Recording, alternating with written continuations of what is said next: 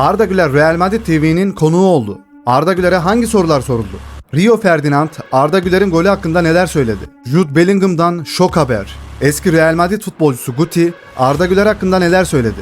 Real Madrid'den haberler, Arda Güler'den haberler, hepsi ve daha fazlası bu videoda olacak. Hazırsanız başlayalım.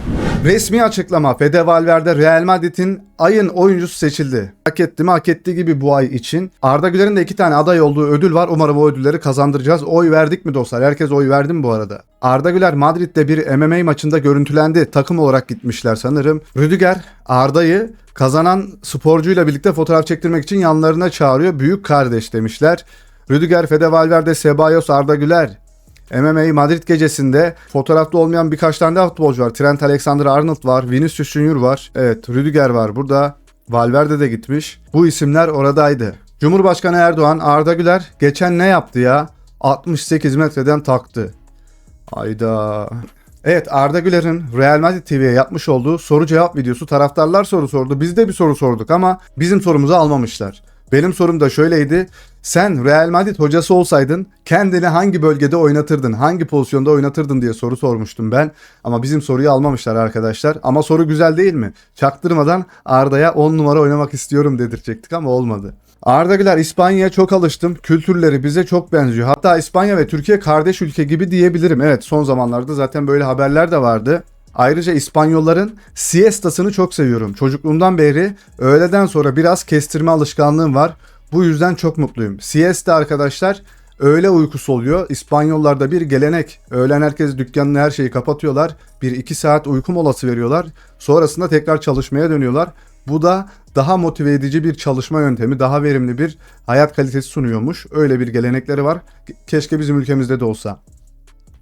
Arda Güler, takım arkadaşlarımla birlikte olmaktan, onlarla vakit geçirmekten hoşlanıyorum. Futbolu seviyorum. Dünyanın en iyi kulübünde, dünyanın en iyi antrenman tesislerinde futbolu oynamayı seviyorum demiş. Abi oraya git buraya git demek de olmuyor işte. Çocuk çok seviyor orayı, mutlu. Yapacak bir şey yok yani. Arda Güler, Real Madrid beni her açıdan daha iyi olmaya zorladı. İşte Real Madrid'de diyorum ya, her maç kendinizi kanıtlamak zorundasınız. Her maç. Diyorum ya, orta sahadan attığın golü tamamen unut Arda. Yeniden sıfırdan başlıyormuş gibi devam etmen gerekiyor bir süre daha. Çünkü burada Cristiano Ronaldo bile yuhalandı arkadaşlar. Öyle bir kulüp. Çünkü burada oynamak zorlu bir iş. Ancak şunu söyleyebilirim ki en çok gelişme gösterdiğim alan zihinsel yönüm oldu demiş. Mental olarak daha da güçlü olmuş. Takım arkadaşlarımla harika bir ilişkim var. Hepsine saygı duyuyorum ve onlardan her gün yeni şeyler öğreniyorum.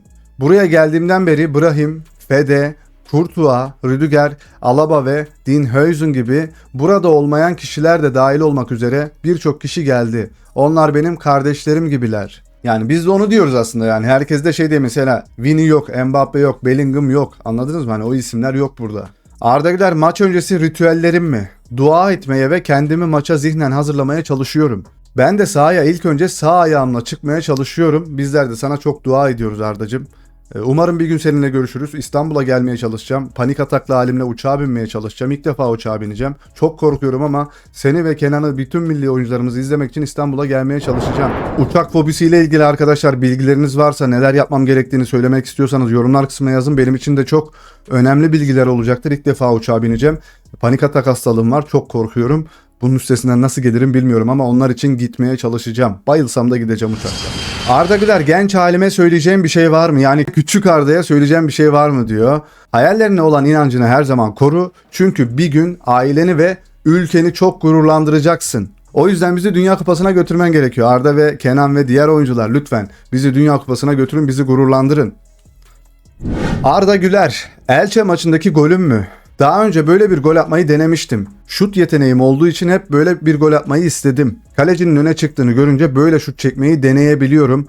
Golü attığımda çok mutlu oldum.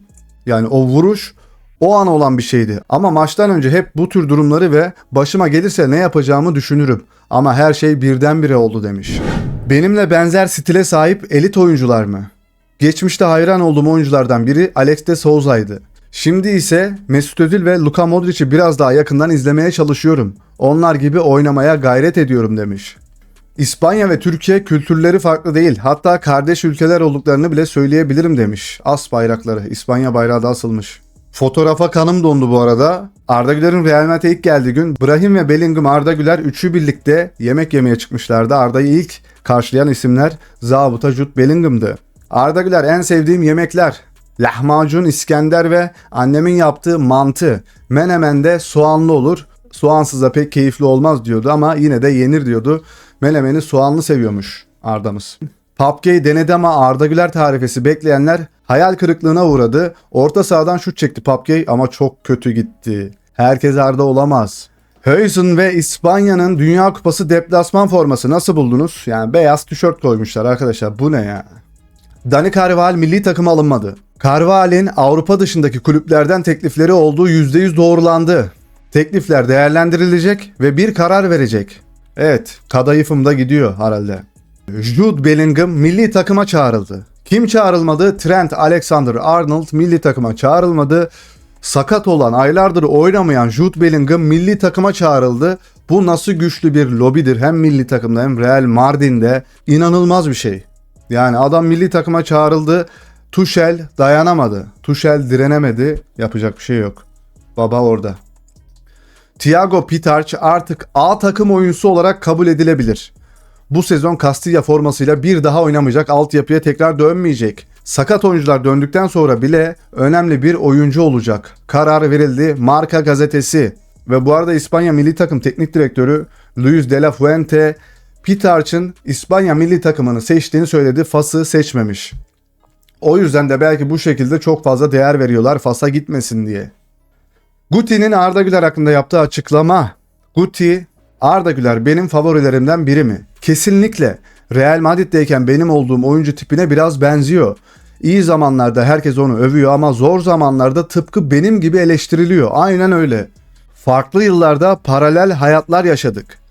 Ona çalışmaya ve kendine inanmaya devam etmesini söylemek istiyorum. Muazzam bir yeteneği var. Futbolda her şeyi başarabilir. AS gazetesi. Guti Pitarch hakkında da konuşmuş. Vay canına. Muhteşem top kontrolü, inanılmaz savunma ve hücum yeteneği. Son 2 ayda Real Madrid'de gördüğümüz en olumlu şeylerden biri. Yeni Kroos olup olmayacağını bilmiyorum ama Real Madrid'in dinamiklerini değiştirdi. AS gazetesine yaptığı röportajdan. Kroos değil de yeni bir Pedri olabilir. Kroos başka bir oyuncuydu. İnanılmaz bir pas yeteneği vardı. Pitarch'ta öyle bir pas yeteneği yok. Tamamen Pedri vari bir oyuncu olduğunu düşünüyorum ben. Bana katılır mısınız bilmiyorum. Ve gelelim İngiltere'nin efsane defans oyuncusu Rio Ferdinand. Eski Manchester United'lı futbolcu. Arda Güler'in golünde şöyle oluyorsunuz. Aman tanrım. Aynen bu bakış. Yani bu kadar uzaktan, bu güçle atılmış daha iyi bir şut gördüğümü sanmıyorum. Beckham'ın golü de güzeldi ama o süzülerek gitmişti. Aşağı inmesi ise uzun sürmüştü. Bu ise mermi gibiydi.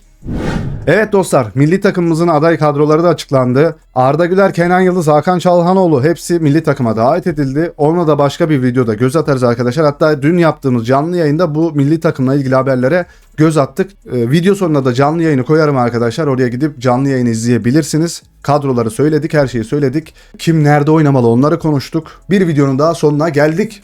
Eğer bu videomuz hoşuna gittiyse videomuza like attıktan sonra hype haklarını kullanmayı unutma. Ve daha fazla video istiyorsan abone olduktan sonra bildirim zilini de açmayı unutma. Kendine çok iyi bak, hoşça kal.